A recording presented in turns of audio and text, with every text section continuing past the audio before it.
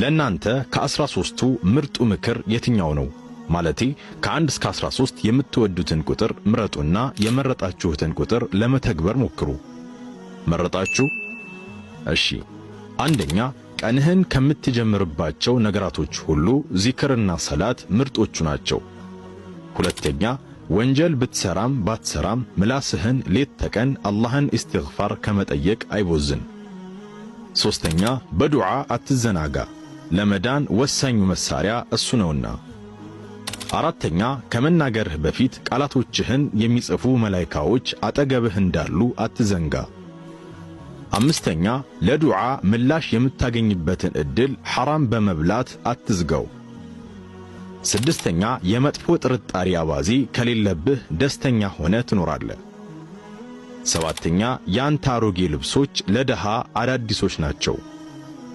ስምንተኛ፣ የሰው ልጅ ነፍሱ አመፀኛ ናትና በአላህ ትእዛዝ ላይ አስገድዳት። ዘጠነኛ፣ ምድርን ስትሰናበታት ካንተ ጋር መቃብር የሚገባ ሥራ ይኑርህ። አስረኛ፣ ሐሜተኛ ሰው ካጋጠመህ አላህን ፍራ ለማለት አትፍራ።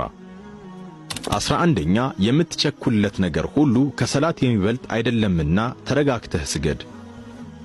12ኛ፣ ሕይወት እኛ ከምንገምተው በላይ በጣም አጭር ናትና ከዚህም ከዛህም ጋር አትጋጭ። 13ኛ፣ የጭንቀት ሁሉ መንስኤው ከአላህ መራቅ ነውና በተቻለህ አቅም ከአላህ ላለመራቅ ሞክር። መልእክቱን ለብዙ ሰው እንዲደርስ በማድረግ በሚገኘው አጅር ላይ እንድትሳተፉ ላለው መልካም ጊዜ